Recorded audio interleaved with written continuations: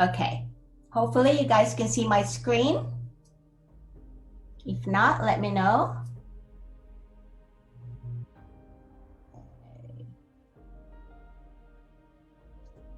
All right, are we ready? I'll also get your teaching channel open. I'm gonna try to share. Yeah, get your teaching channel open just so I can follow their copyright laws. And let's get started. All right, we're doing a recap because I know we didn't quite finish all the slides that I wanted to show you last week. So this week we're just kind of recapping on how do we learn. That's what we covered in cognitive development. And we covered Piaget's stages of cognitive development, sensory motor, pre-operational, concrete operational, formal operational. We also learned that our brain takes in information just like the computer, and that is called the information processing model. And so we have the long-term memory, the working memory, the short-term memory, much like the computer would store your information sometimes in the hard drive, sometimes in the local drive, sometimes in the cloud. That's kind of like how our brains work. And we do have control over what things we want to remember, because that's something that we can control. So that's something that you can teach your students someday, that can control. Hold on, doorbell rang.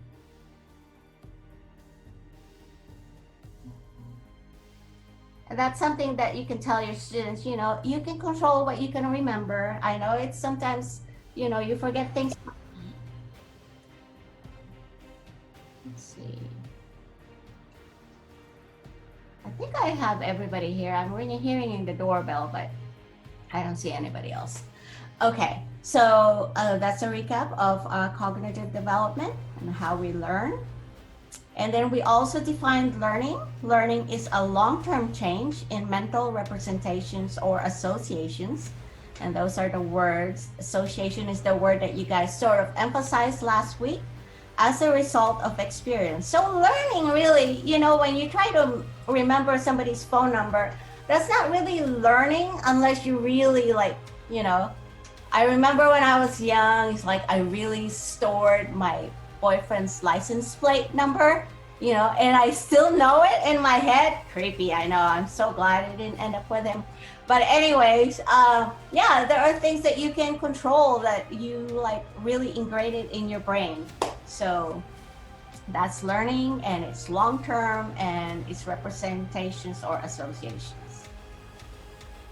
And through the different stages, we acquire skills like physical skills, grabbing, walking, holding, running, language skills, deductive and inductive reasoning, mathematical skills, including number sense, the concept of space and time, technical skills.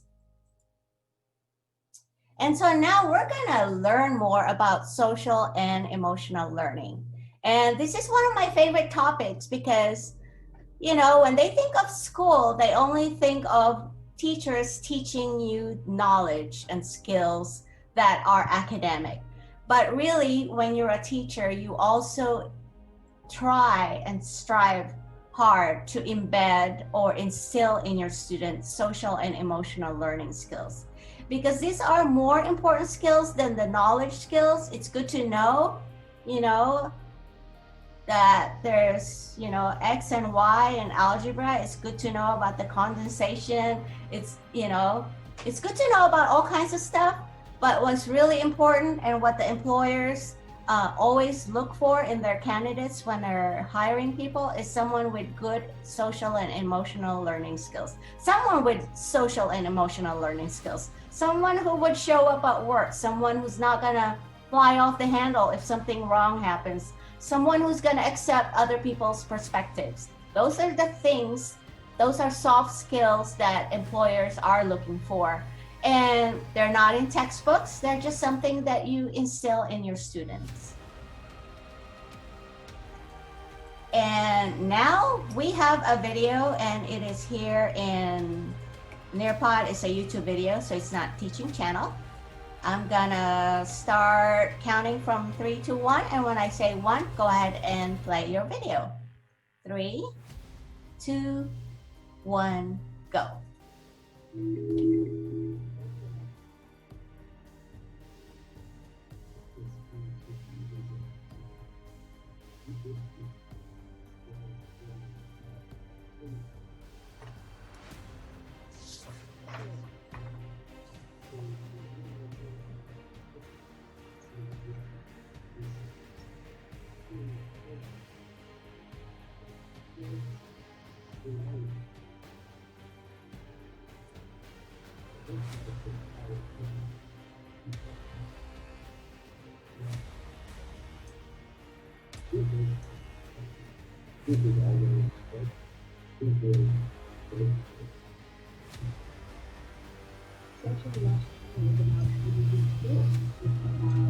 What the student experiences, what the student learns, how the teachers teach.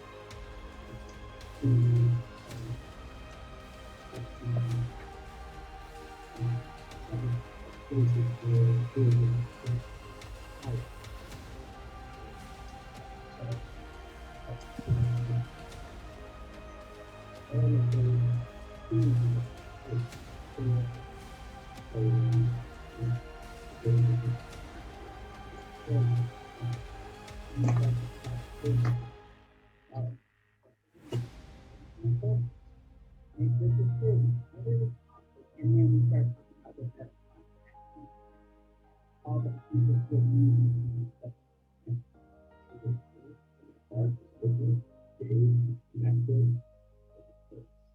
learning is magical, and through SEO, you can create conditions that allow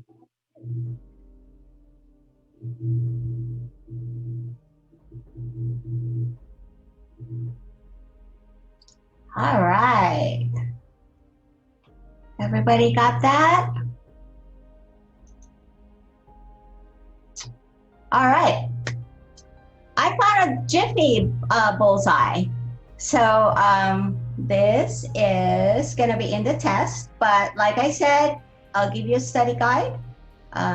You can take a picture of it, or we just kind of move forward. What do you guys think? Move forward? Yeah? I don't understand why I don't see your faces anymore. That's just not nice. Okay. Okay. All right, so social and emotional learning, or SEL, is a framework that teaches students to cultivate life skills like compassion, leadership, conflict resolution, self-awareness, mental wellness, and resilience to help them succeed in life. You guys can still see my video? I don't see your faces. I don't know why. But just say yes or no.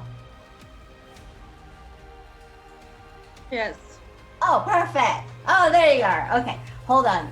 Oh, Brianna, speak again. I'm gonna change my my grid video. There you go. Oh gosh. All right. I can see you now. Perfect. I want to see if you guys look confused, or am I speaking too slowly? Yeah, okay. So SEL, one of my favorite subjects. Okay, I know this is going to be interesting again. Describe someone you know, past or present, who could use some type of social and emotional learning skills, and the age of this person. So social and emotional learning skills, soft skills, conflict resolution, compassion, being accepting to with other people's perspectives, stuff like that. I only gave you guys 3 minutes because I know you guys can like talk and type, but I didn't want to go over time again. So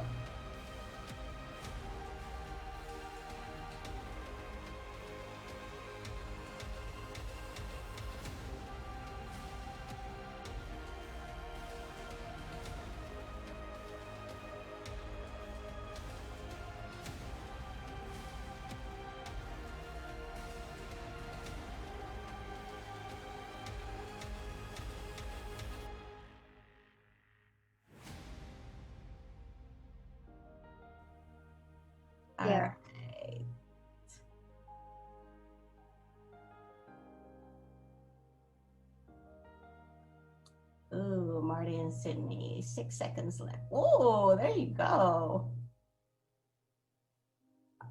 Oh, Marty, submit. Okay. Oh, perfect, Marty. Awesome. All right, let's go listen to what everybody has to say. If you wrote your answer, I will let you read it. This is Gabby. I think one person that I know that could use some social emotional learning skills. This person's about a year older than me, and I think she's lacking a little bit in her leadership skills because she isn't like confident enough in the way that she leads. But I know that like deep down, the day that I met this person, I knew that she would be a great leader. She just needs more confidence in her leading, and she needs to learn to, you know, lead. Perfect. Thank you. All right, Abby, take it away.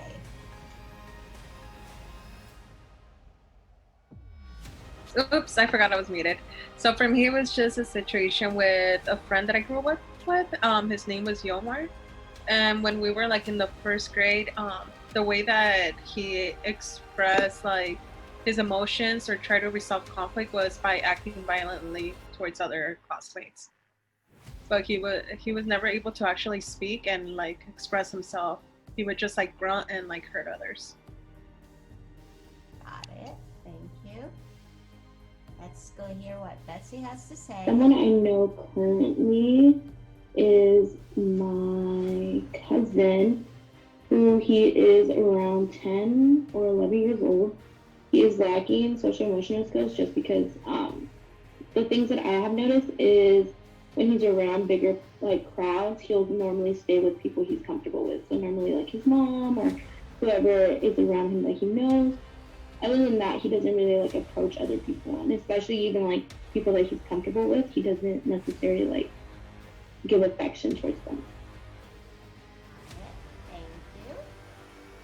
All right, Lani, let's talk about your friend. I said if I have a friend that's not compassionate towards others and she doesn't have a drive to succeed. She's mostly concerned with what she wants and only does things that are easy for her. She's lazy, doesn't care about the way she impacts others by her actions. She's 17. Thank you. All right, Sydney. I have a friend who's like 16. She's an only child and she lacks compassion, leadership, and self-awareness. And I think because she hasn't been really put into many situations where she's had to like learn them. So yeah. Yep. Perfect. Thank you. Eunice. My friend, she's around 20 years old, and she's a bit more straightforward and has like unease, like isn't resilient enough whenever situations get stressful. Thank you. All right, Marty. I was stressed, so I had a hard time writing it, but I have a friend. She's 25 years old, and I feel like she lacks compassion. A lot of the time she's mainly worried about herself. So she's like one of my close, like I consider us close, but it's hard to like talk to her sometimes because she's always focused on herself. So it's kind of like, it's just hard to talk to her. Yeah, that's pretty much all I have. That's good. Thank you. All right, Lupe. I have a friend who's 19 years old, and they kind of struggle being like, I guess, goal orientated, and they lack motivation. You can't really hold them accountable. Yeah. Thank you. Brianna with a smile, and Brianna. I have a relative who's around 70 years old, and they often speak without thinking, and they Am I cutting out? It says my internet's unsteady. Okay. All right. Can you hear me? Yep, I can hear you. Hang in there. Steady, go. It's okay. You want to read it real quick? Did you Oh, okay. Now you're going. did you hear me read? I kind of read Can you it, hear me? but we got it. Thank you. I'm Yeah, sorry. 70 years old, just kind of speaks her mind without taking feelings and stuff. Yeah, met some of those too in my lifetime. Okay. Thank you for that. Interesting. I actually went to high school, and before we graduated, this girl, she's super smart. In fact, she became our valedictorian. But one afternoon, her parents were very late in picking her up, and we've gone through that. Parents late in high school, pick you up. She was crying. She cried. And she's super smart, and she cried. And then the next thing I knew, after we graduated, she got accepted in a really very good university. And what I heard is that she dropped out because she couldn't handle it. She couldn't handle the pressure of college and stuff. So it's not the brain, you know, it's not what you know, it's how you handle, how you handle challenges and how you handle life. And so that's something that is very important that we instill our students. So very interesting how a couple of you talk about lack of compassion. Yeah, that's quite interesting. Yeah, scary thought, right? Having a bunch of adults out there with no compassion and no SEL skills, no SEL period. All right, SEL, social and emotional learning. Learning of skills of people need to relate and navigate the world more effectively. With SEL, a child needs to learn self-awareness, self-management, social awareness, relationship skills, and responsible decision-making. So yeah, a lot of it is making decisions, you know, how is this gonna affect other people around me? How is it gonna affect me? And some people don't think that way, and it's a skill. All right, bullseye, growth versus fixed mindset. Carol Dweck's concept of growth mindset. Believe that your basic qualities are things you can cultivate through your efforts. The opposite of growth mindset is fixed mindset, or belief that one is limited to the intellectual capacity with which one is born. So both of you have growth mindsets.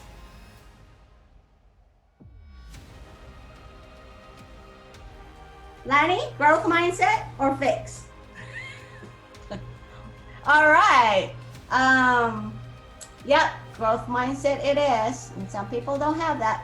So basically, this is always my philosophy in life, and I found this jiffy that totally, you either sink or swim. If you have a problem, do you want to sink or do you want to swim? And always answer is swim. Doesn't matter how big the waves are, it doesn't matter. Just swim, okay? All right. And here's another video. It's not in teaching channel. We'll have some teaching channels later. So it's on growth versus fixed mindset. And I'm going to play 3, 2, 1, go. There were 2 times.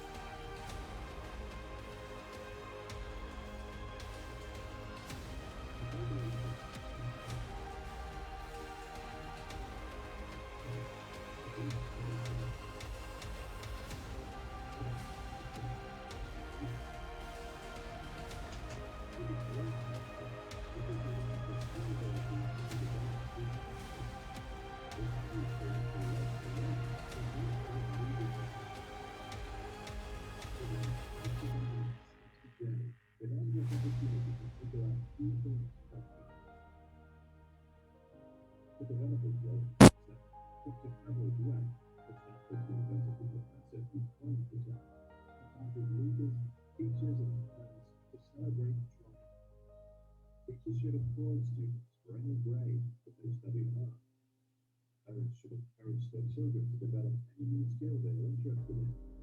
Through this, we'll make them learn the skill of learning, which will also help them in the classroom.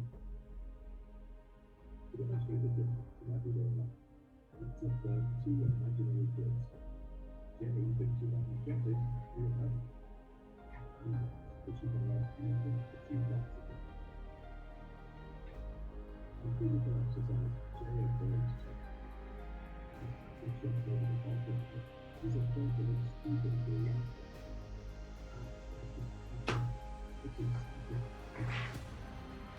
She knows that parents think that the learning, if you don't have the learning, nobody will learn. Jay is very stable. She thinks it's nice to have to do that, not to do it. Basic. She needs to listen instead of listen. She also listens, but it's not her that is doing it said. But the results of her life, Jay. Jay always takes the easy way. For example, she likes sensible activities to take a stance. She starts with a little stone step. Usually doesn't do that sentence pattern. She jumps at the sky. And she's something else. She strong strings of blood rushing through her veins. She's the drums of the one of the 2 minutes. But she always enjoys it. She learns the messages the journey to a more fun life. She wants to see others succeed. She knows that if she motivates her friends to get better, she herself is likely to grow too. This succeed, Jay feels clever. He's afraid of the blessings that put pressure on him and others his life too. Having confidence is important value for the growth point. If they solve problems, they sit, despite obstacles. Despite the right time, someone still will interview whether the job application is informed or is it still right. Jay thinks that this is important. Yeah. Unity is supporting growth. Making sure that the brain grows like all muscle in the body is training. Really shows that the best extent to have higher hope as a consider or give us a best design. If you think the person can and to think the best design, shows that nature more important than nature. A simple change is the situation and the wrong decision. Not just the situation. The outcome of the light power something about the mindset. Never tried, never failed. Not nothing. Try again. Fail again. Fail better. What do you think about the mindset? Is it overly simplistic? And if you buy the idea, do you believe it is possible to make a permanent switch from a fixed to a growth mindset? Please share your thoughts in the comment section below. Okay. You guys are good?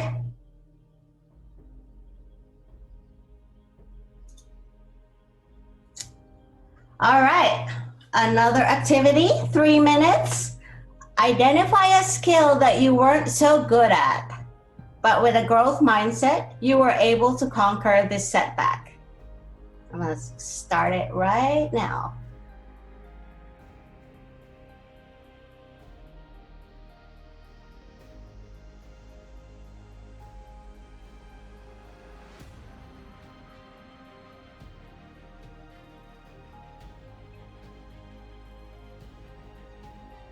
All right, let's go listen to Gabby.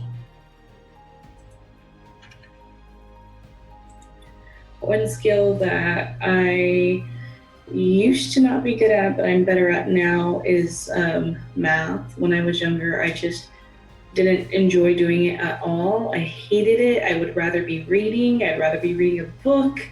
There would be times that I would be crying while doing my homework too. But eventually, I was able to get it and not see my me not being able to do math as a hindrance anymore. And I actually got better at math to the point where I was better at math than I was at English. So yeah, like that's something that I was able to conquer when I was younger. Awesome. Thank you. All right, Abby. Okay, so I had two scenarios I wanted to share, but I'll just share one. One of them, well, I didn't write that one, but I had a hard time reading and like problem, like because I was a Spanish speaker, and so it was hard to learn English first. And so my dad would make me like copy down like definitions and all that, and I hated it because it didn't make sense to me. And eventually, it helped me a lot, and I looked forward to like being able to read in front of the class and not stutter, and yeah, so that. Oh, good for you. Thanks for sharing that. Hey, Betsy. A few years ago, me and my friend, we wanted to learn how to make friendship bracelets. So we looked at YouTube videos, we even looked on Pinterest, and we found some like easy ways to like make bracelets. My first couple ones were like literally ugly, but I didn't give up. I kept trying, and then even though my fingers started hurting, I started getting better at them. But at this point, I don't really do them no more. But it's always fun to just go look back on the ones I did do, and sometimes even try new ones. That's great. Thanks. All right, Lanny, one word, volleyball. And look at you now.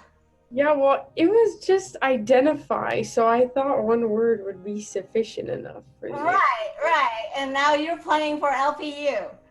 Yeah, well, some of us don't hit 10-foot line like Lupe does, so it takes me some time to work on it. So, yeah. That's awesome. Okay, that's good. Yeah, I used to play volleyball. I got hit a lot. You know, I'm very tall.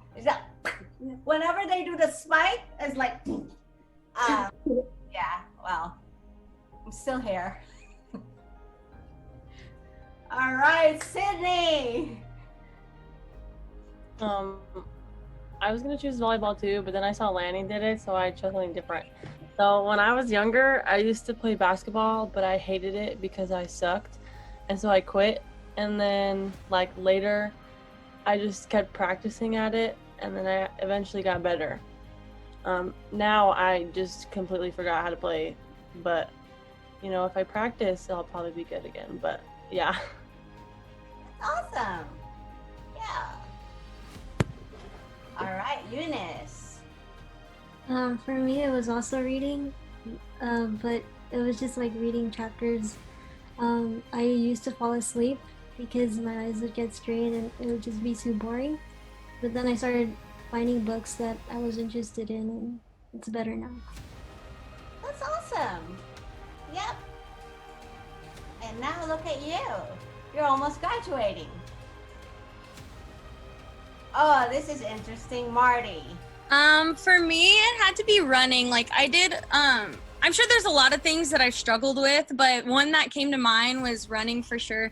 Cause my dad always told me like, you always have to be in two sports. Like you always have to be in a sport, not two sports. You always have to be in a sport. And I was like, cause I wrestle. So then he was like, you got to do something to stay in shape. So I was like, okay, I guess I'll run. And I would get last my entire 6th grade year. Like I got last. And then just over the years, like I'm just so competitive, I guess, that I ended up doing really well in it. I didn't like it, but I did really well. So there was that. Awesome. I don't run anymore, so Yeah.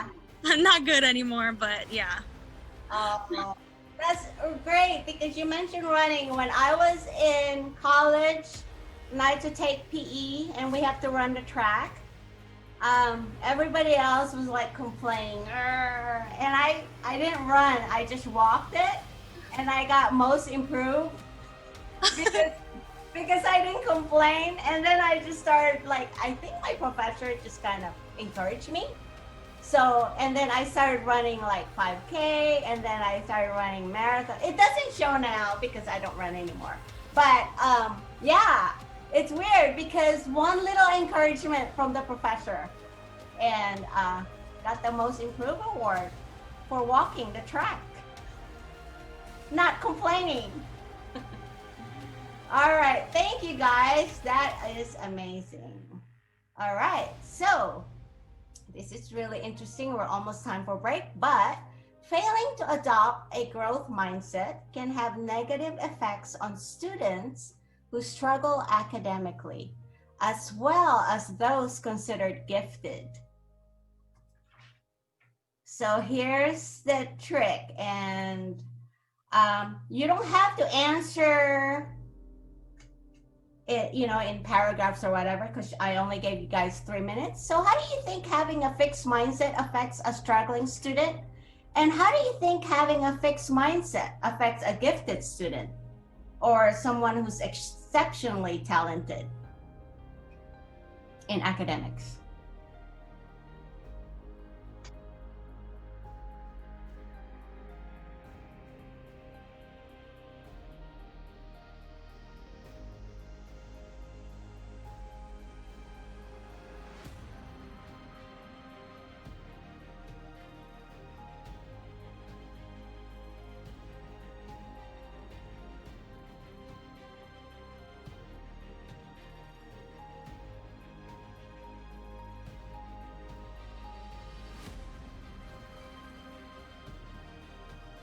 All right, I think we got everybody, did we? Oh.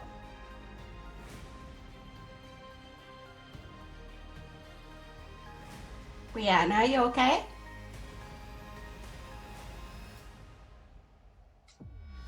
All right.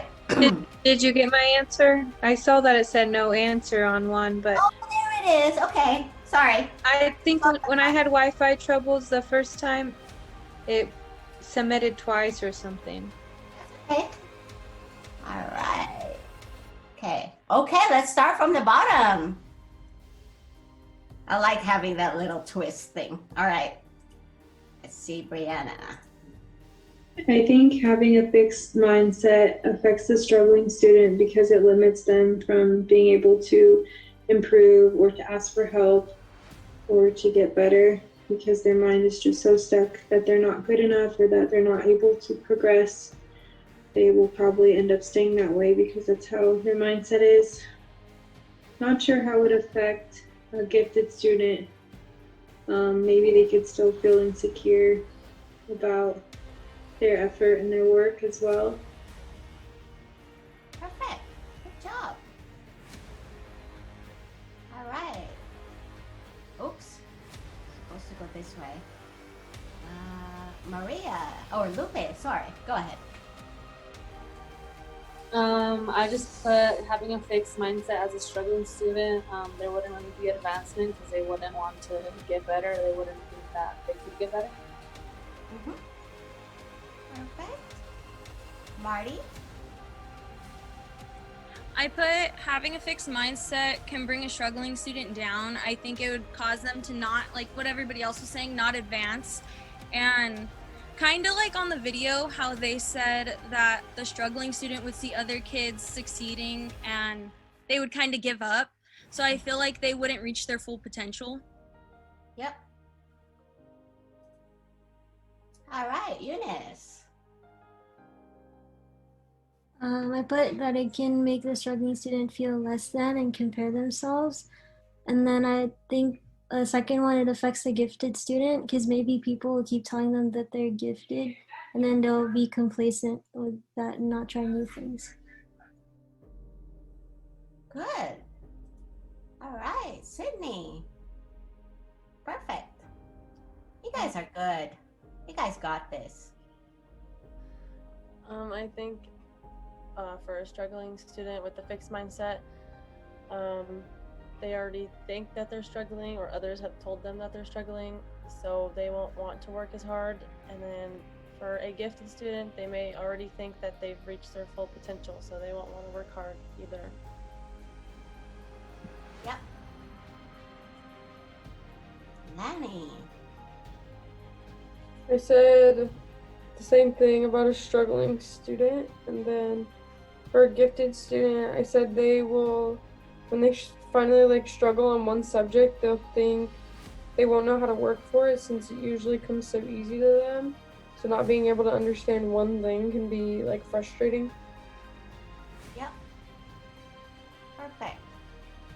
Betsy. I think when a struggling student has a fixed mindset, it affects their overall just wanting to do things. Like they just become lazy, procrastinate if they already don't feel like doing things, or if they're already like discouraged in school. I feel like just having a fixed mindset doesn't help them at all. Having a fixed mindset for a gifted student probably just makes them want to work harder.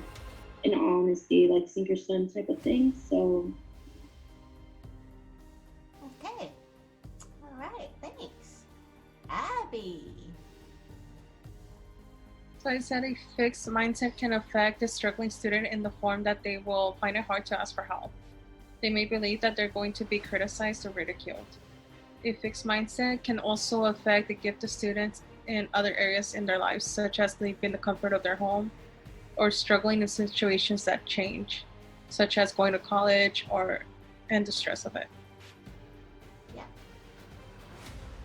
Okay. Gabby. A fixed mindset affects the struggling student negatively because I think it'll affect both gifted and struggling student negatively because a struggling student in particular won't be able to see their situation in any other way. They'll just think like they're struggling until they'll be struggling forever. But a gifted student, it might hinder them because it's kind of like they're placed in a box and they're not able to see their assignments in a different way. And I feel like eventually they might gain like learned helplessness. Okay. Thanks. All right. I think that's it. Let's go see. All right. So students who are exceptionally talented academically they're frequently praised and respected for their intellect, which can contribute to their fixed mindset. With this fixed mindset, gifted students may be less likely to venture out of their educational comfort zones for fear of failure. So believing that only their intellectual capacity is of value can, in a sense, stunt their growth in other areas of development. So yeah, you guys are right. Somebody who is so academically successful may be so afraid of failing, so they don't want to try new things. They just want to be in their comfortable little world so that they can continue to get praises from their parents and stuff like that. And then, the struggling student, they're like, why am I gonna try? I'm gonna fail anyways. That kind of attitude. So both ways, it's not good. So watch out for students who are like that. Watch out for students like, and you'll hear this a lot. Oh, Mrs. Croft, it's so hard. I can't do it. And then you just give them that talk, like, yeah, you can. I totally believe that you can. Because sometimes they just need that little encouragement, and you also have to understand where they're coming from. Maybe their parents are so harsh. Maybe their parents, I know in different cultures, their parents really like elevate them if their grades are good, but if their grades are bad, they get really bad punishment. So you kind of have to understand their family dynamics in order to kind of help the student. So yeah, you'll get a lot of extremes, but I know you guys can do it. All right, 5-minute breaks. I'm not having ice cream. I had some earlier, sorry. I split a cone with my husband. McDonald's ice cream is the best. I don't care what everybody says. I love McDonald's ice cream. So anyways, take a break, guys, and we'll see you soon.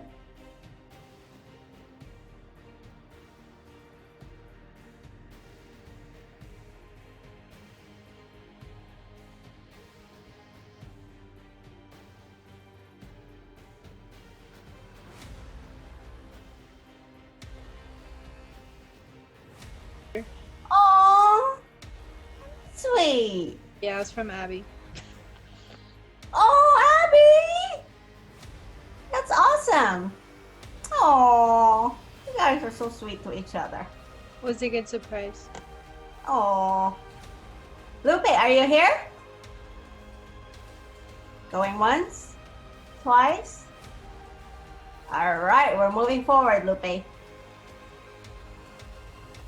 All right, let's go to teaching channel.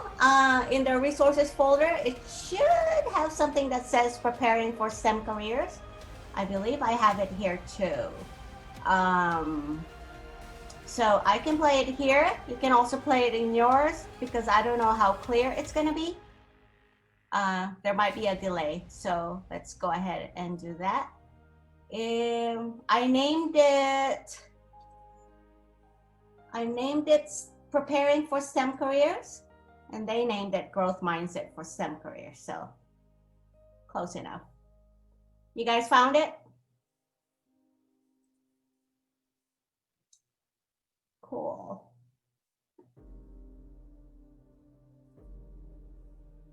Uh-oh, I'm supposed to log in. Oh, that is horrible. I have to log in.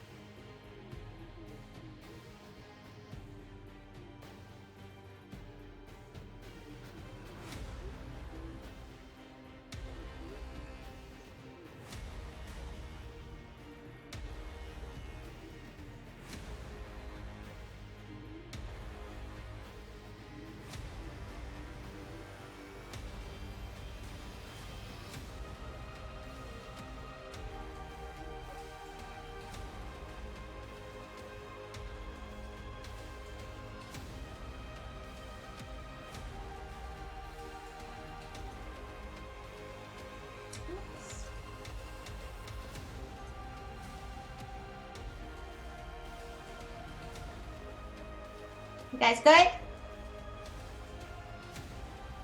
Okay. There's 9 of you. There's only 3 minutes to answer the question, so I'm divided you guys in groups randomly. Well, not randomly. I did it by alphabetical order. So group 1 is, hold on. Group 1 is Abigail, Betsy, and Brianna. You get to answer question number 1. Group 2, Eunice, Gabby, and Lanny. You guys get to answer number 2. And last group, Lupe, Martina, and Sydney. Go ahead and answer group number 3 question. I'll go ahead and start that.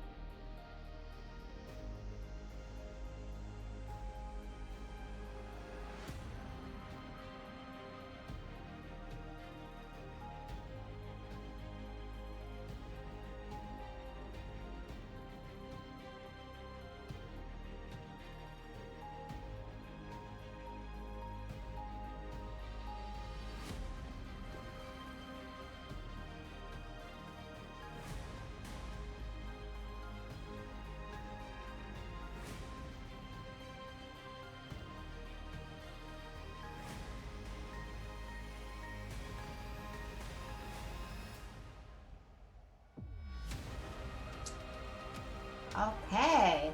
All right. So question number 1.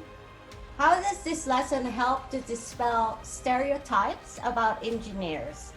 So group 1 is Abigail. I'm going to go ahead, Abigail. So I guess the exercise demonstrated that women can also excel in engineering. So she went more into depth how the first woman shown is actually working for NASA, and she goes into depth to describe the other people's careers as well. And she tells tells the audience that she has seen that people have came up with those stereotypes of how an engineer is supposed to look like. Okay. Yeah, when that kid said, "Oh, it must be the guy," because he's a guy, that was like, man, I'm so glad I'm not in that classroom. Because I would have just given him my thoughts. Okay, Betsy, same question. I'm gonna go play it. I think the way the teacher handled this situation with starting off by showing them 3 different people that were engineers in different areas was the best way to explain to dispel the stereotypes about engineers and just give them a sense of reality of like what it really means to be an engineer or be working in STEM. So I think the way she started off with the 3 pictures, asking them which one they thought was the engineer was the best part. Perfect. Let's see, who's the other one? Brianna is in group 1. I believe this lesson helps dispel stereotypes about engineers because Ms. Davis addresses to the class that there's not one certain type of person that is an engineer, and she also has the whole class engaging and participating, which shows them that anyone can do it. Perfect. Yep. That the teacher really successfully pointed out that, you know, there's stereotypes that people have about certain professions, and gotta break that stereotype starting from them, because as they grow older, then they know that they can't just look at people just by how they look and then, you know, think about what they could be doing for life. So it's a great lesson. All right, number 2. Question number 2 starts with Eunice. Go ahead, Eunice. I said that there's always room for improvement. Because if the brick doesn't hold up, she said that they can always do better in the future. So there's always room for growth. Yeah, that's awesome, because going back to the drawing board is not exactly a bad thing. I mean, trying to do something twice, 3 times is not a bad thing. That's how we learn. We all learn from our mistakes. Gabby is... Where are you, Gabby? There you are. All right, let's go listen to you. The Engineering Design Challenge helps students to develop growth mindsets because it challenges what students think or have thought previously. And it allows students to collaborate with other students in a way that maybe they haven't before. Some students might not have been able to combine multiple ideologies or ways of thinking before, and this really helps for the children themselves to challenge what they probably previously thought. Like the teacher said that triangles were sturdier than squares were, and lots of kids that actually took on that advice, they succeeded where others had failed. Perfect. All right, good job. Lanny. I said it helps with the growth mindset because they can't, or because they most likely might not be able to build it right away, and then they need to be able to accept that failure and try something new. That's great. I mean, who would think that popsicle sticks can hold a brick, right? I mean, we always look at the size and go, oh, that's not possible. But yeah, it made them think and realize through different calculations in engineering, things can happen. Now we have buildings that can hold up earthquakes and have that flotation thing and all kinds of stuff. So yeah, without growth mindset, you know, what happens, right? Okay, group 3, how does Miss Davis use language to empower her students? First one is Lupe. Maria, okay. Go ahead. I just put that she remained positive with her language. Yep. That's all it takes sometimes is to be positive, because honestly, I mean, you don't know if they live in a positive family, in a home that's positive. You never really know what happens in your student's home. So being positive, it changes their day sometimes, coming from a home that maybe is always negative. Okay, Martina, there you are. I wrote that Miss Davis encouraged her students when they succeeded and failed. I feel this gave students confidence that will help them grow, and even though they failed, like, they wouldn't be discouraged. She also encouraged her students to have goals and use the words I will and I am to encourage them. Wonderful. Yep. Encouraging words. Sydney. I also said she had a positive tone and language to empower her students. Like in the beginning where she uses how failure is not a mistake, it's only a mistake when you give up. And how when that one group didn't hold the brick, she was saying, you may not have failed today, but you will succeed in the future. And then her I can and will statements was very impactful to them as well. Yeah, it's really makes a difference when a teacher has that, shows them that growth mindset. And, you know, looking back at what you guys said about your worst experiences with your teachers, isn't it totally refreshing to flip that up? And it just has to do with encouragement and giving that growth mindset. Embedding that in your lessons, it makes a big difference. All right, next, cultivate. So how do we cultivate a growth mindset in our students? Lots of ways. Create opportunities for new experiences to stimulate growth mindset. If you see a student always doing the same thing, always at the table just to do crayons and just to color pictures, and not really venturing out in other tables where they build stuff, you know, encourage that student, you know, hey, maybe today it's not a coloring day, maybe you can try to build stuff. Students often aspire to professions in which they are familiar with, so exposures to different career opportunities instead of the obvious ones can help develop additional interests in a child. And this is very important. I saw a video once in which there was a Hispanic girl. She is a pre-med, and she said the first Hispanic woman that she saw in scrubs was her in a mirror. So just is exposing different students, especially from different backgrounds, expose them to, you know, other types of careers that they may be able to achieve. Because sometimes they don't see it in their neighborhood. They don't see it in their family. Okay. All right. Oh, this is interesting. I really love getting personal in this class.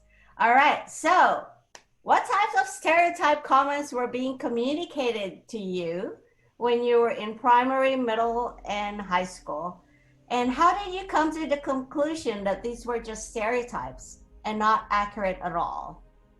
So let's go do that. 3 minutes. I'm sure you guys have heard some comments from family members or teachers saying something of a stereotype thing. Yeah, how did you conquer that? How did you get over that?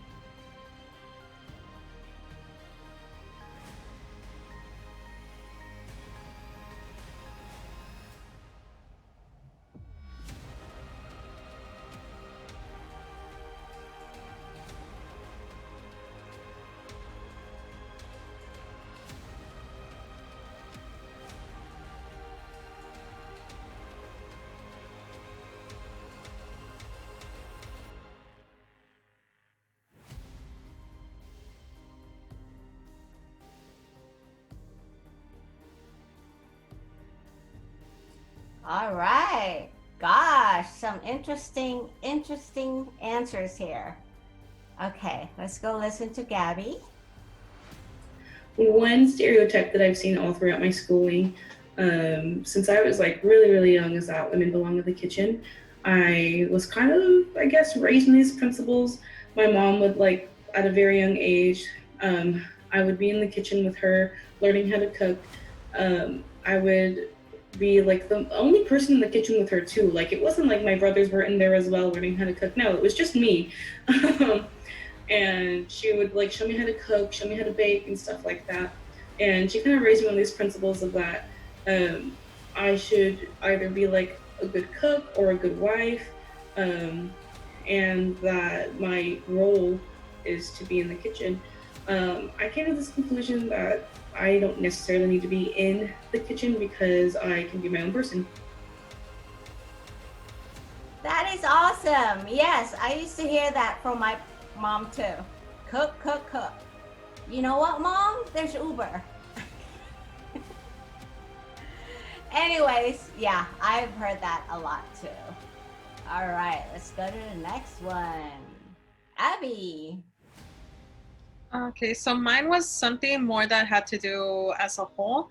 So in high school, I ended up going to a continuation school. Yeah, because of behavioral issues, and then I had a school, kind of like the school principal. She walked me to her office after I had came from a field trip with my biology teacher, and she was just pretty much telling me like why are you even trying to like pretty much salvage your future if you're just gonna end up like every other kid does when they leave the school, working like a dead-end job kind of thing. And she's like, that's what you guys saw growing up and that's what you'll become. And so she told me that, and my biology teacher was next door, so she came in and she pulled me out and she just provided encouragement, and she started doing workshops to encourage the kids into seeing like what they could become and that it was possible to still like get a hold of their lives. It's a great story. And look at you now. There you go. Listen to those. Yeah. All right, next. Let's go listen to Betsy. I think a stereotype that was always given, especially when I was like in elementary and middle school, was that girls weren't as good in math and science as boys were. So I had a few teachers that would like slow things down and put extra attention to the girls because they would always assume that the girls couldn't understand it or couldn't pick it up as quick as the boys. I came to this conclusion just because it felt like it was a consistent thing. And even, I forgot which year it was, but I did have a teacher that mentioned that it's just easier for boys to understand like math and like science and stuff. And girls are normally more drawn to English and history. Yep. All these stereotypes, I tell ya. All right, Lenny. I said, I don't know if this is a stereotype, but I think it is. I think Teachers so. always stress that four-year colleges are way better than junior colleges, and in college they never really talked about junior college as an option, trying to just like push us towards four-year. But they like basically said that they aren't good enough. So when I chose to go to a two-year, it was like a huge disappointment for me because I felt like I was failing. And then I actually found that that's completely false. Whenever I talk to people in high school now, I push them towards a two-year.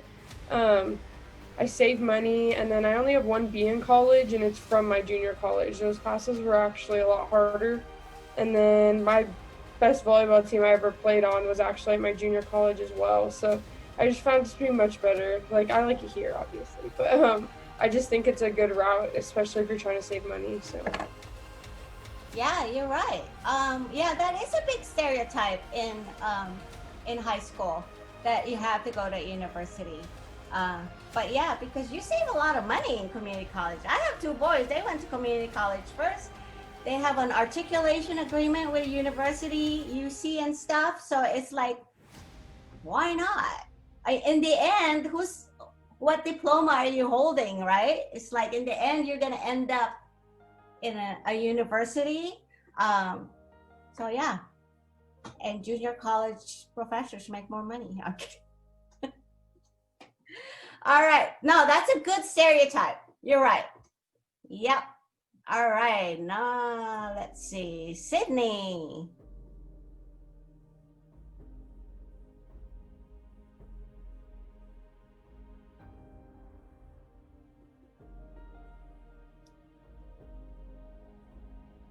Sorry, I don't know what I did. That's okay, my sign language worked.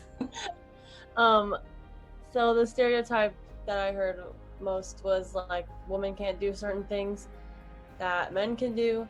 So I made it a point to do those things. So like, I don't know why this was like the big thing in elementary school or middle school, but like racing, like who is faster, I would do that. And then playing football, obviously I wasn't on the team because volleyball wouldn't let me, but like I would always go like play catch with them before or after practice and stuff. You go, girl. All right, Eunice. I don't know if it's a stereotype, but like in my family, I have a lot of cousins that are like in top 10, and my parents always like brag about them to me. So my brother and I, we decided like let's just not care because we're always going to be compared. And then when everything started going downhill, I started thinking, okay, I'll do better now, and then I started working harder for it. Yeah, a lot of families have that. Crazy. Drove me nuts. Thank you. All right, Marty. So for me, I think the biggest one was growing up, and when I started like competing in like wrestling and stuff, there weren't other girls. So like I wrestled guys up until middle school, and I started when I was like 5 or 6. So I guess what I wrote here was at my very first wrestling practice ever, my sister and I were like the only girls, and instead like of having us work out with the guys, they had us on the side of the mat doing somersaults and all the guys were doing like actually like wrestling. And so my dad was so mad. He was like, we're leaving, and we never went back to that team again because basically they didn't want girls there. And so I think for a long time, that's how a lot of people viewed women's wrestling, and a lot of people didn't want it to grow because they didn't see it as a women's sport. So. Yeah, you go, girl. I can't do that. But, you know, it's not because of fixed mindset. I just don't want to wrestle. It's not for everybody. Yeah. All right. Next, let's go hear from Lupe. Mine's kind of the same as Marty and Sydney, just like how the stereotype of like boys are better at sports and like only boys are supposed to play sports and like girls shouldn't play sports and it makes you like less feminine. And I realized that it's not true. Like as I was playing and I got better in high school and playing in college now. Awesome. Thank you. All right. Rihanna. I think it was elementary school. That was the first time that I witnessed someone communicating some sort of rude, stereotypical comment to someone of a different race, and that really made me upset and angry. Witnessing that in elementary school, and then middle school, people would try to say things stereotypical, but it also would just be bullying too. In high school, against me, I was voted most likely to get senioritis in high school, but that was pretty true.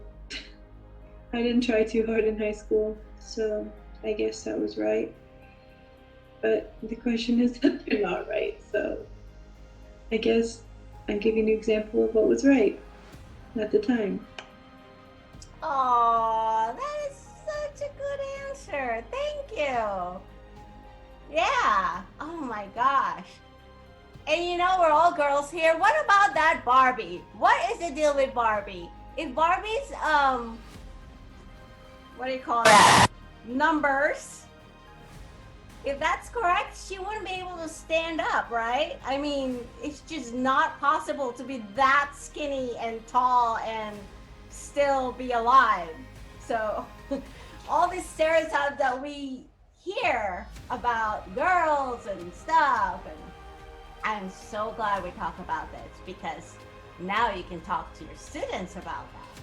Well, all these stereotypes that they shouldn't listen to. All right.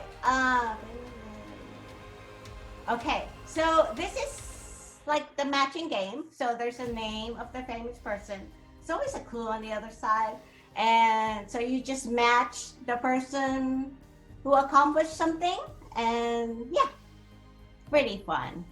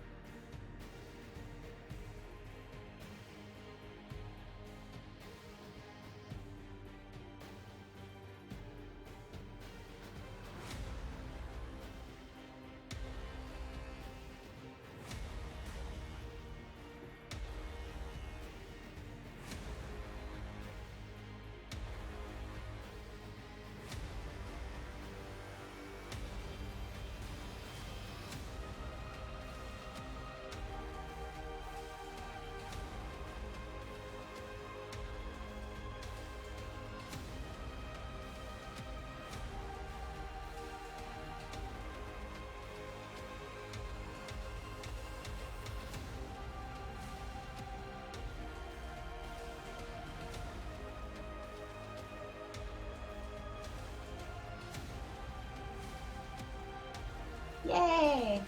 Okay, you guys did it. And beat the time and everything. Pretty awesome. So Abe Lincoln lost his job and was defeated several times in Congress, U.S. Senate, and U.S. Vice Presidency. How about Harry Potter? It was rejected 12 by 12 publishers. Could you imagine? She should just go back to those publishers and say, see? Walt Disney, lack of imagination, we're having no original ideas. Oprah Winfrey, demoted from her news anchor job because she wasn't fit for television. And of course, Albert Einstein, he couldn't speak until he was 4, so people thought that he couldn't do anything. And he's one of the best, physicists, yeah. All right, so growth mindset makes a big difference. Could you imagine if J.K. Rowling just stopped after the second rejection? So yeah, it's really important for your students to learn these things and to have examples of famous people. And there's a ton of them. Just watch a bunch of biographies, have them read biographies of people. Second 5-minute break. All right, guys. We're getting there.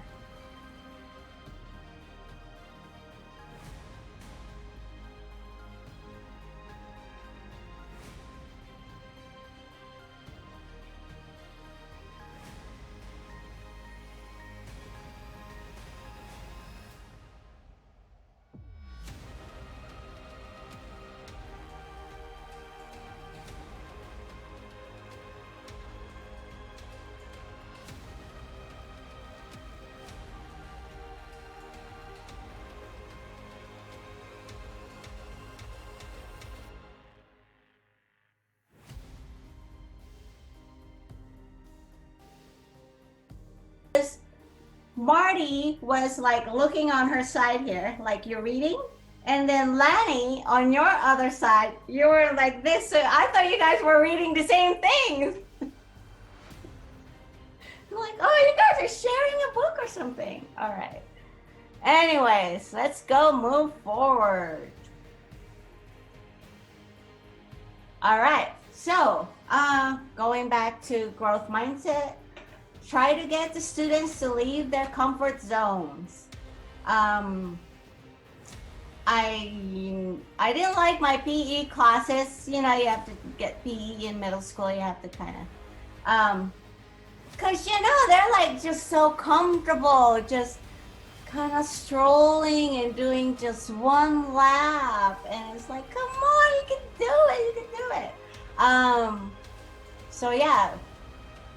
Get a marker or a whatever and mark them. It's like, whoa, you got 3 rounds so far.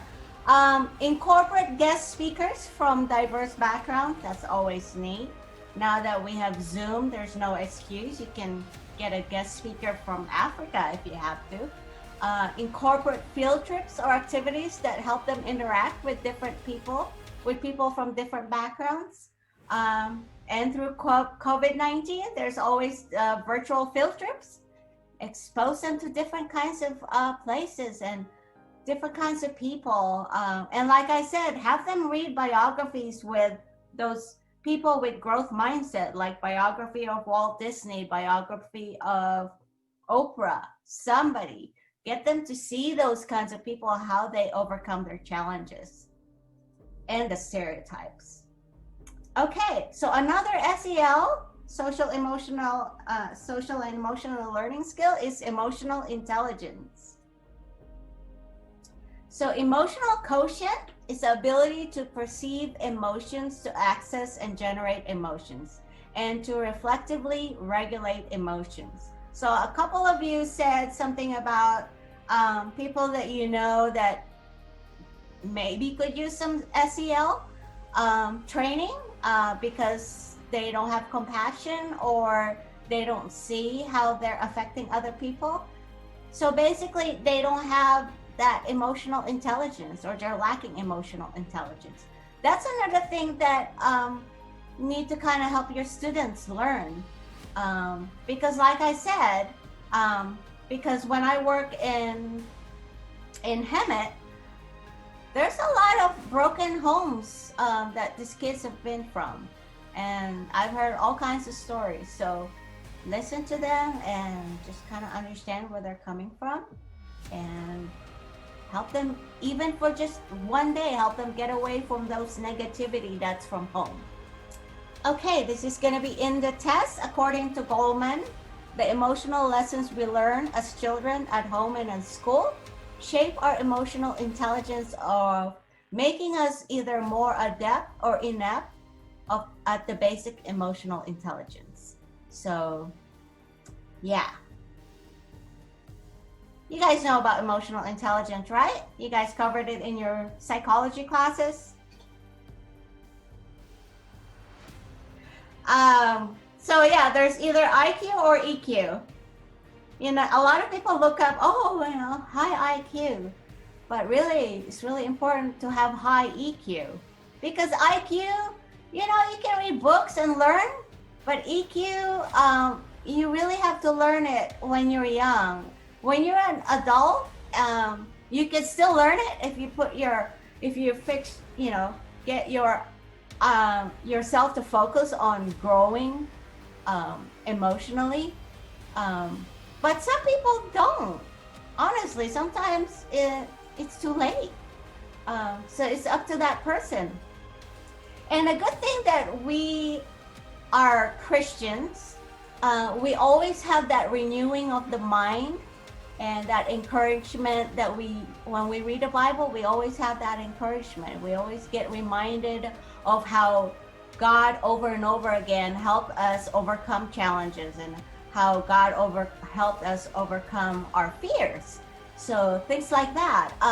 But some of your students in public schools won't have that kind of background or faith in God. So that's just something that you need to instill in them. Childhood and adolescence are critical windows of opportunity for setting down the essential emotional habits that will govern our lives. So do it as early as possible. If you see a kid struggling with his or her anger, or with how he or she resolve conflicts, yeah, address that right away. Start talking to that student during recess or whatever. Just any tiny bit that you can do before it's too late. That would be my advice, because you'll see a lot of that. Okay, teaching channel, emotional intelligence. I'm going to play it here, but also look for it in your resources under September 16. I forgot to ask, Martina, you're able to see the videos now, right? Okay, perfect. So I'll play 3, 2, 1. Let's get started here. Oh, there. Oops. Uh-oh. What happened?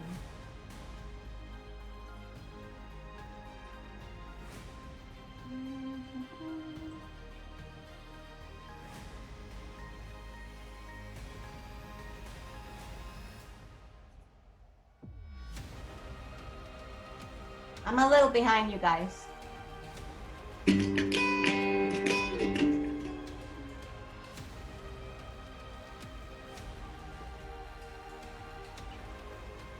name is Spencer Hudson. I teach in the younger preschool, so my kids are 2 years old.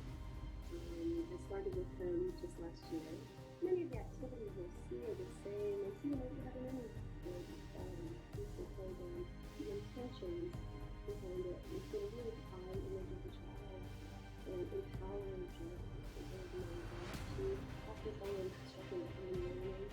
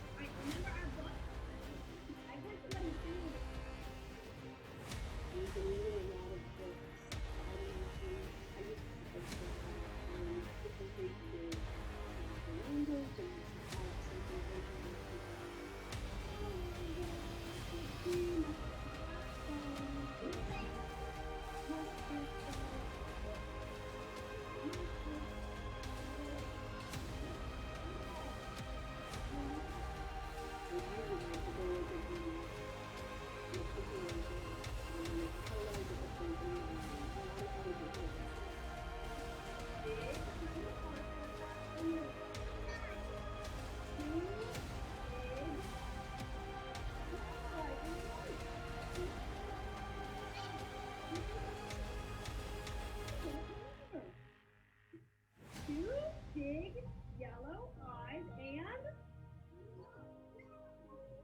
a long bluish greenish nose. That book I find really cathartic based on the emotional content. Oh. Big red mouth with sharp white teeth. Okay, so there we go. Here's the mouth. Is he going to be happy or sad? Mad? Okay, let's look at sideways. After the Go Away Big Green Monster story, I had planned 2 different ways for children to kind of interact and process the material. One was the collage activity, and I wanted to encourage children to create their own face and bring them back to emotions and how does your monster feel, what is it happy, is it angry. Maybe can you show me how your face looks angry? Show me what your face, how would you look? Can you show me your face? What does a sad face look like? Yeah, look, your mouth is how can we make monster? Oh, that's a good idea. So he's angry, happy, and sad all at the same time. Look at this. Look in there. You can show me what your face looks like. Does that look good? Oh, you look kind of happy when you sort of say. They started imitating the faces my monsters. Yes, and so I just got them in it, and that kind of turned into part of the lesson. So I think that keying in on the physical features of the plan gives them a feeling rather than only look in the mirror and let's just say these habits. How do you look when you're happy? Oh, that's such a pretty smile. Oh, is the monster smiling too? Yeah, it doesn't have eyes. Uh-oh. He can't smile without his eyes? What if I covered up my eyes? You ready? Can you tell I'm happy? But it's easier with your eyes. And then in the other one, they were using the little magnet board with the faces to reenact the story. One child would have the book and could reference the story, and the other child could put the pieces onto the magnet board. I think that's a really good way for kids that are maybe not verbal, they're just learning language, to participate together in a literacy activity and kind of make that ideas from that book concrete. Who are the team?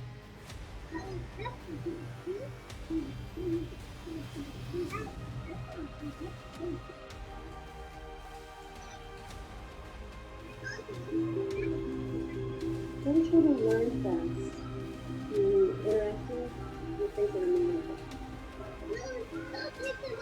With things that are related to their life and their interests. Something that they create together.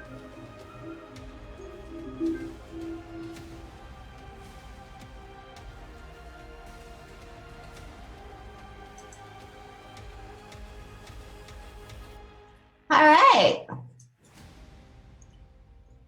All right, you guys remember your group, right? Because I don't know where my list is. There it is.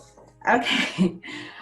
Group 1, you'll answer, how does identifying feelings provide foundation for developing empathy? And group 2, why does Ms. Hawkins provide students with 2 options for the activity? And group 3, how does using mirrors enrich this lesson? Ready, set, go. Go ahead.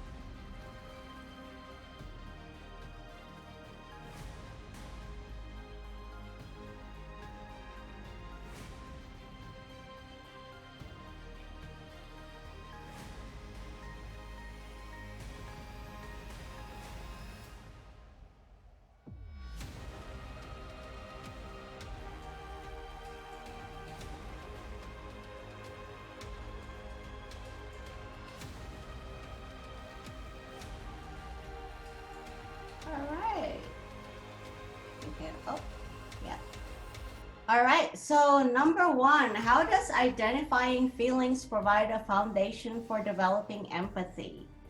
Group number 1, Abigail. Go ahead, Abigail, or Abby. Okay, so I don't know how to word this, but I said that identifying feelings allows the children to be able to see those feelings in their peers, and they can see the connection between between the emotions and how their peer feels. So I guess seeing their peer, I guess angry, they could identify that by how they were taught with those popsicle sticks. Perfect. Thank you. All right, group 1, Betsy. When kids are able to identify feelings, good or bad, they are able to empathize with other people. So they are able to notice facial expressions, even little things that other people may do that may seem like if they're sad or may show just their feelings. It just helps them identify how to empathize with other people. Perfect. Thanks.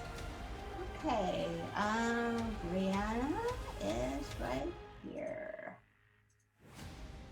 I think identifying feelings help provide a foundation for developing empathy, because it helps the child become more aware of what's going on and the emotions that are being experienced, and also helps them relate the similar emotions that they've had or have experienced, which helps them to relate and ultimately gain empathy. Perfect. Yep. It helps them understand that sad means sad. You know, there's so much into this because I mean, there's like so much that you can research about. Why do bullies bully? Do they not see the pain that they're inflicting? Things like that. I mean, a lot of it is around SEL. school shootings. There's a lot of SEL issues there, or lack thereof, bullying and all kinds of stuff, even in social media. So yeah, SEL is so important.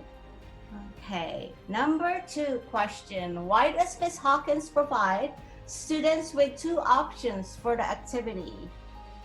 Eunice, go ahead. So she gives them 2 options, just for them to be able to like have a different choice, and one to be able to reenact whatever emotions they feel. Yeah, great, good job. All right, thank you. Next one is Gabby. Okay, Gabby, you're number 1 here. I believe that Miss Hawkins provides the students with 2 options for the activity because the students learn in different ways, even at like a very young age. So some students might be able to like sit down and make a face on just a regular like piece of paper, while other students might want to explore more with what their face might look like if it were happy or sad or angry. And that I think the magnetic one like really helps the children to see like different emotions. I mean, the first one does as well, but you're able to easily change the face of the monster in order to get different emotions. And I think that one helps children to like explore more, while the other one, it's just like gluing down pieces of paper. It's still a good activity to do, but yeah, it's more of like gluing pieces of paper down and getting like one face as opposed to like getting and exploring different options. Yeah, you're right. Perfect, thank you. Lanny. So the 2 options allow nonverbal students to interact in a different way, and then students can choose a path that is most in line with their learning style and capabilities so that they all have the opportunity to learn. Yeah,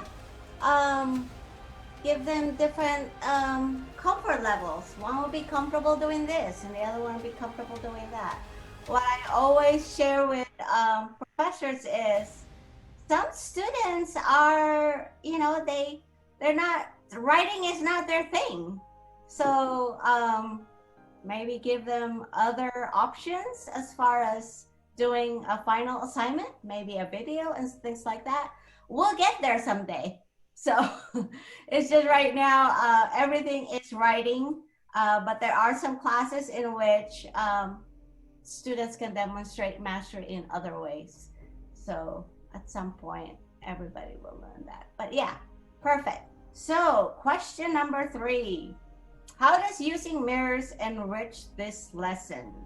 That would be Lupe.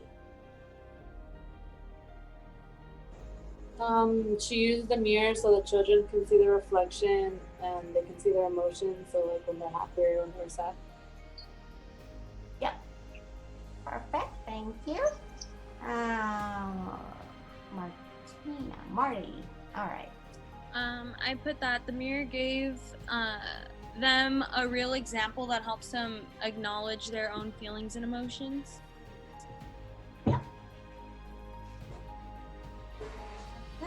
And last but not least, Sydney. They said it helps them see not only their own emotions, but it can help them like learn others as well, so they can see their happy and sad faces, which is like the same as other people's happy and sad faces as well. Okay. All right, guys. Good job. Thanks. Next slide. Okay. Hidden traits of successful students are resilience, and I think you guys demonstrated that when you were growing up. You've overcome those stereotypes. And social agency.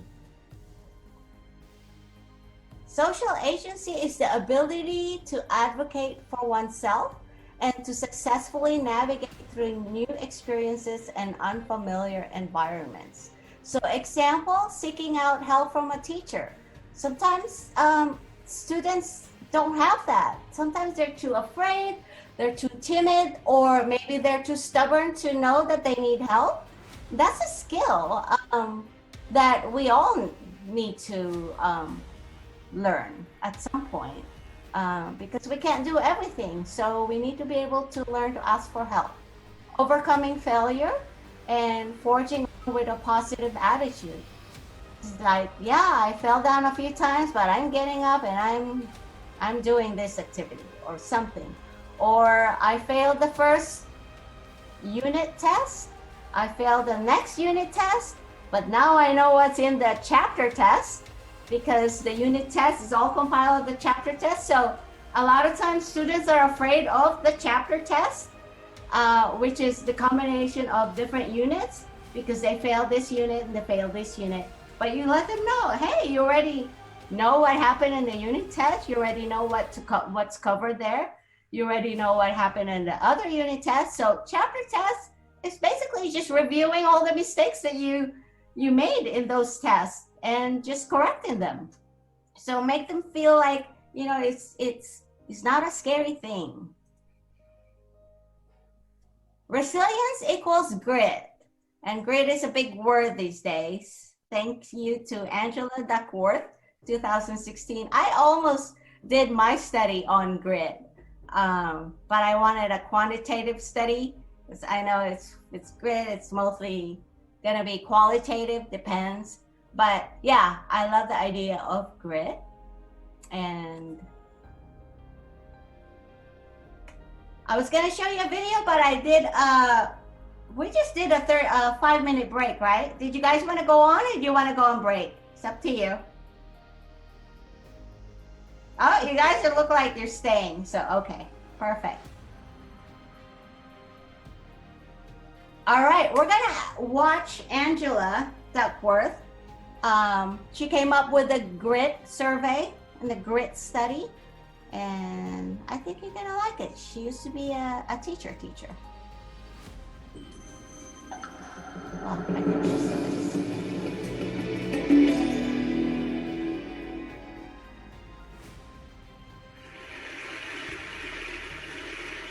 When I was 27 years old, I left a very demanding job in management consulting for a job that was even more demanding, teaching.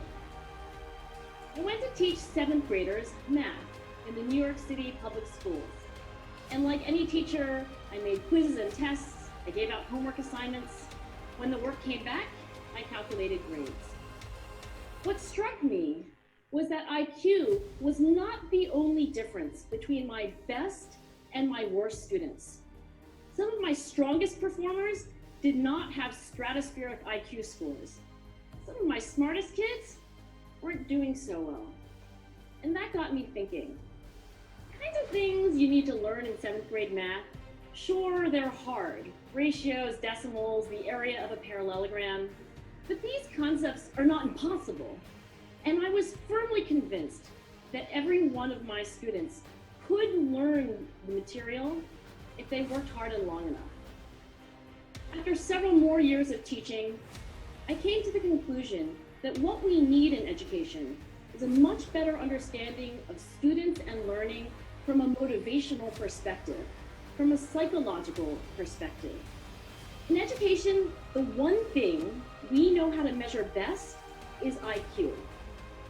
But what if doing well in school and in life depends on much more than your ability to learn quickly and easily?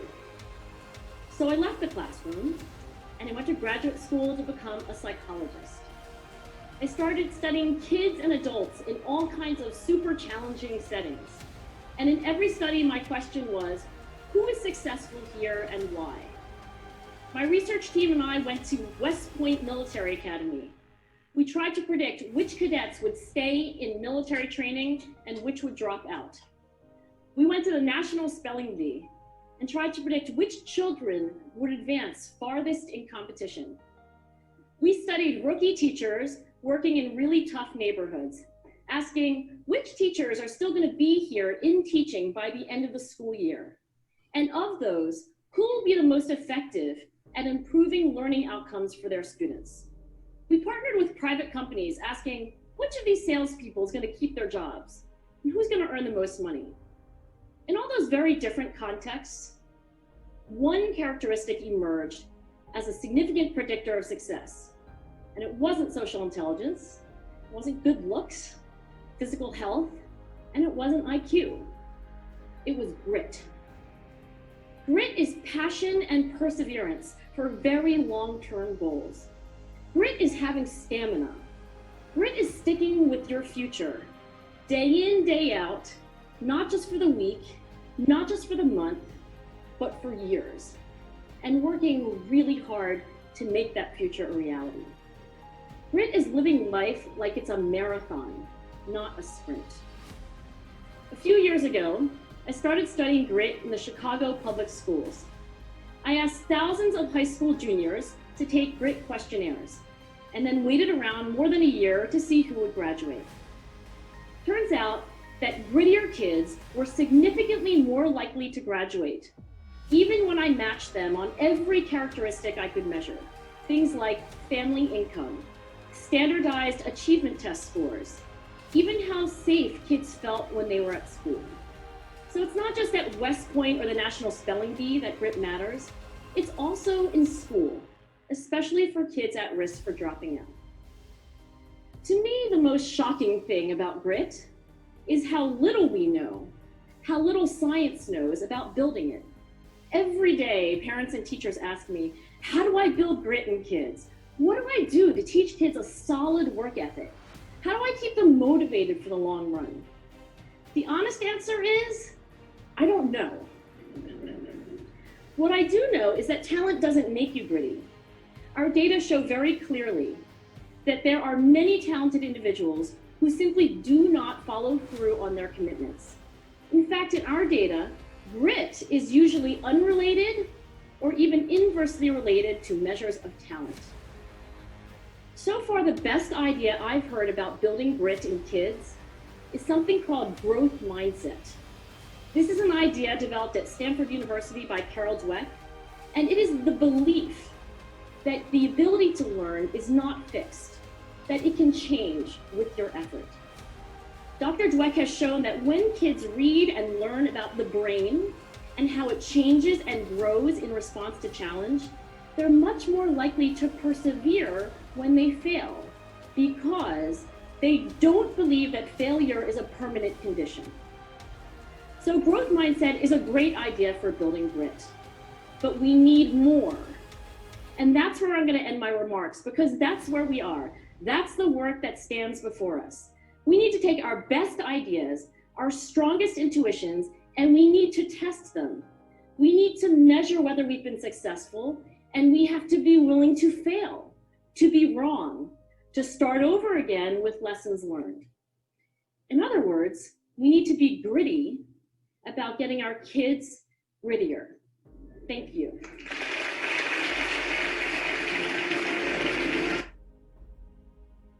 Are you guys just motivated just like me? Anyways, all right. So what have you learned from Angela Duckworth, and how would you apply this lesson into your future classroom? How would you apply it in your life right now? And I know you guys have grit. You've told me what you've gone through, what you've heard from people. So let's go.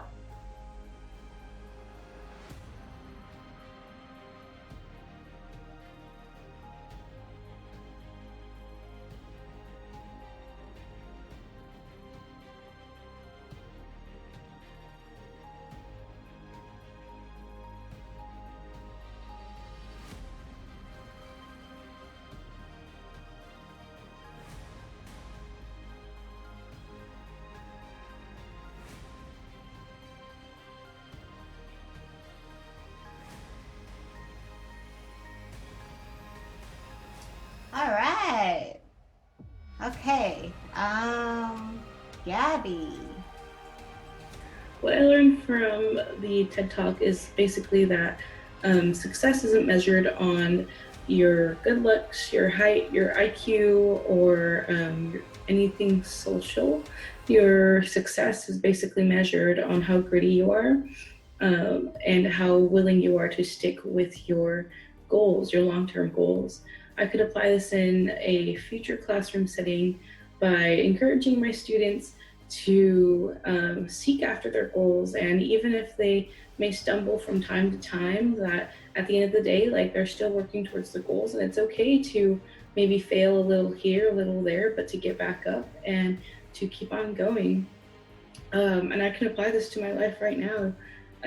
I know, like, in this season, it's hard to think that there's going to be a good future because of everything that's been going on.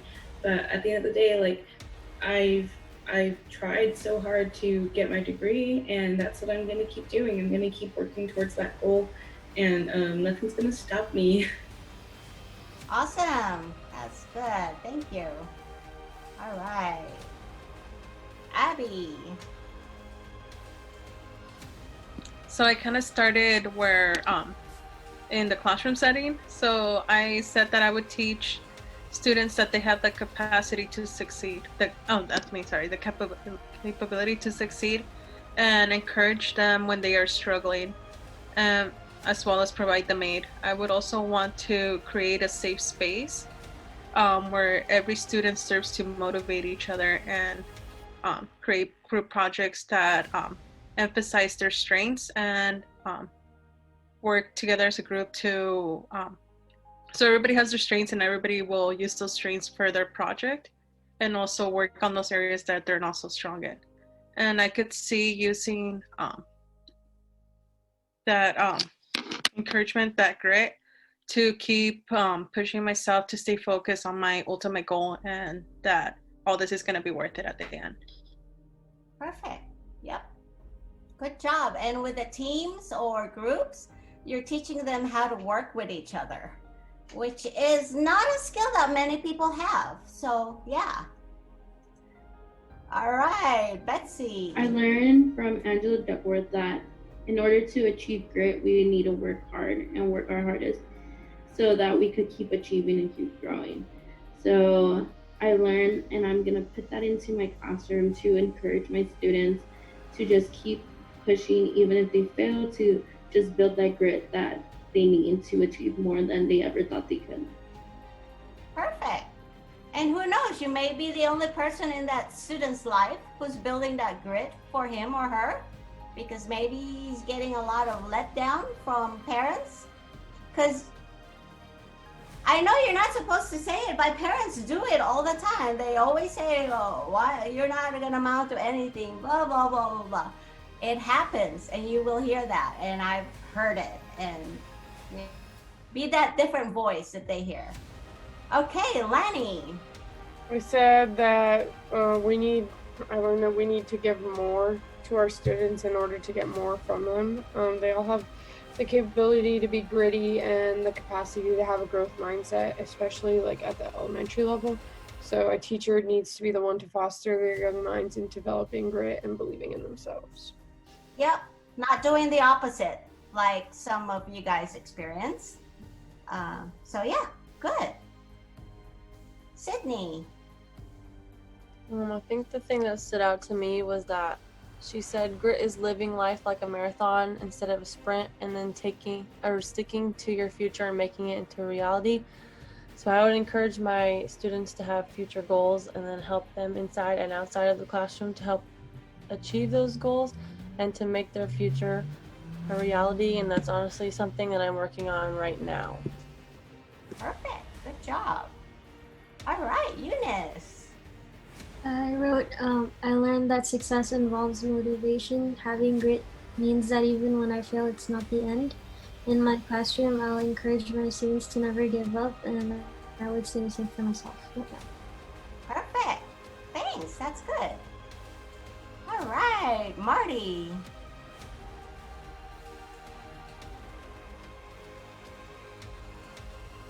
Oh, Marty, you're muted. Sorry.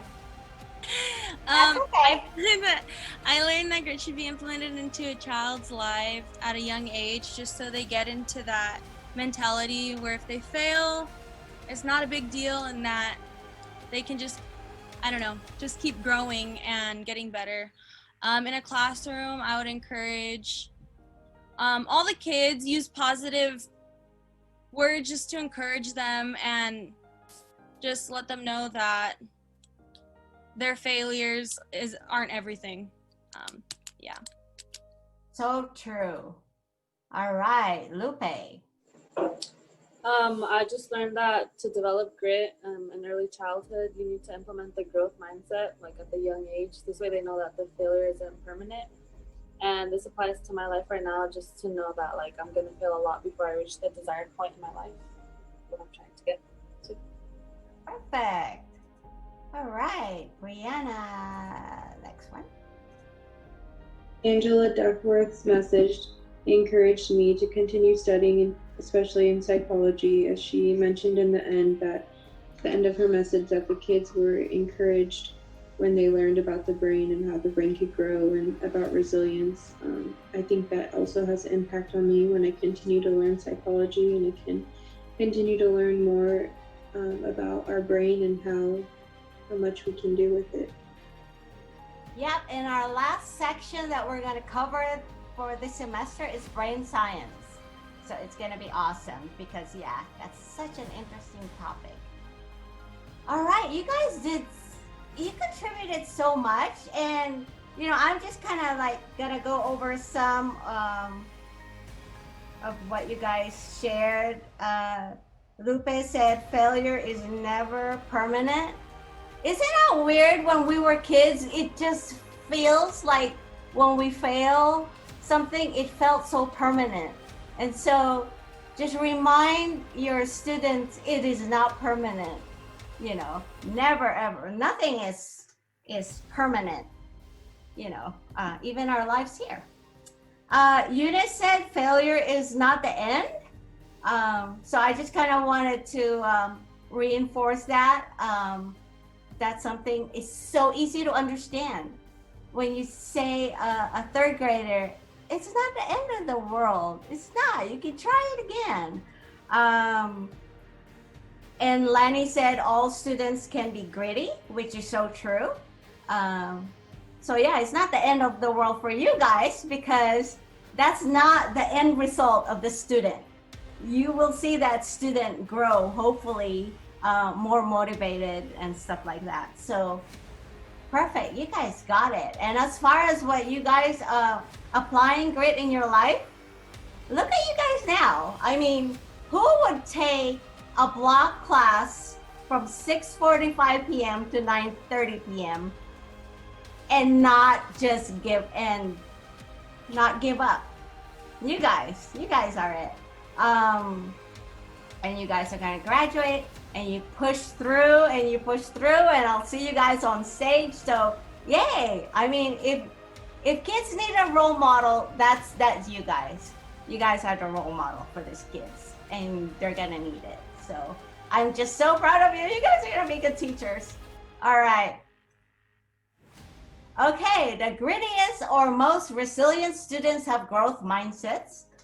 There is an important distinction to be made between being compassionate and understanding of students from marginalized populations and having low expectations from those students. So all those negative things you heard from your previous teachers or something, that's just having low expectations.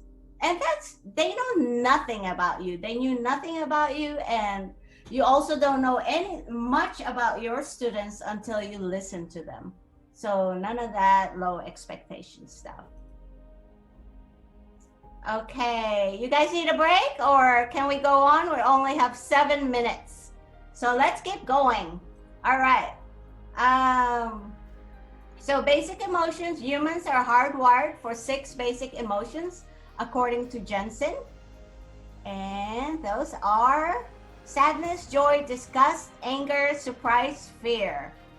All others, such as humility, empathy, compassion, gratitude, and others, must be learned.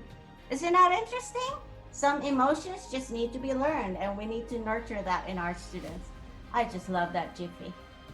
Oh, okay. Emotional flooding. We've all gone through this when emotional overload overwhelms your psyche and affects your ability to process information and self-regulate, often resulting to fight, flight, freeze response. So we've gone through all that, and your students will go through that emotional flooding as well. And the ways we perceive, express, and manage emotions vary from person to person as well as across various cultures. Like Uni said about her family and about grades, I came from a family, from a culture in which grades is the biggest thing. It's like, that's what defines you as a kid. And I had to learn that that's not what defines me. And we all know that Christ defines us. Our identity is in Christ. So a lot of the stuff that our parents instilled with us, you have to kind of look back and say, is that really true? Is that my identity? And now you guys are so grown up to say, no, that's not my identity. And so now you know your identity. And that's something I want you guys to share with your students. And I don't know what happened here. Oh, okay. 5 minutes, time to climb. We're gonna go underwater. Hopefully everybody's ready.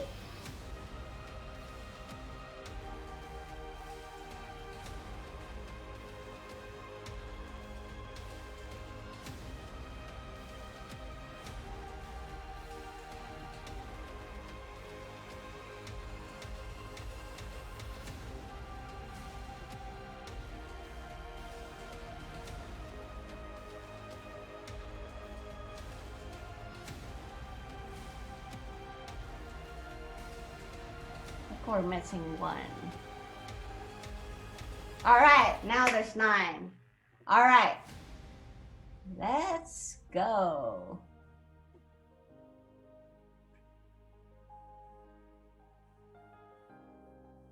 So I don't know why there's no 7. Oh, there.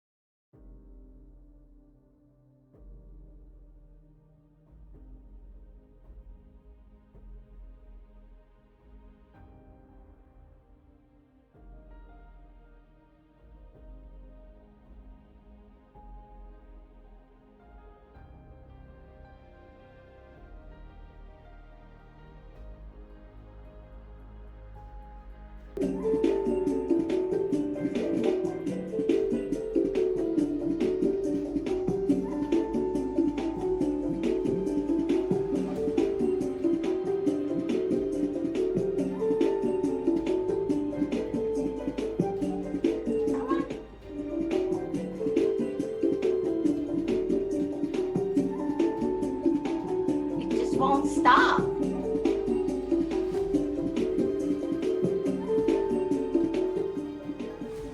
All right, top 5, Lanny. You guys like that little reminder on the dates when things are due? Lupe, number 2. Sydney, number 3. Abby, number 4. And Betsy, number 5. And the rest are good. You guys did not give up. So you guys got grit. Awesome. Okay. Guest speaker next week, Christina Marie. She's going to talk about the SEL of third culture kids. So that's going to be interesting. Kids of missionaries that are in a totally different land. So guest speaker next week, come on down. And that's all, folks. And encourage, somebody encourage, let's see, Lindsay, Amber, Lauren, and Jocelyn. I need 1 or 2 people to say, come join us at night. Anyone? Oh, come on, you guys. All right, Lindsay, Amber, Lauren, Jocelyn. We all want you to join us one of these nights.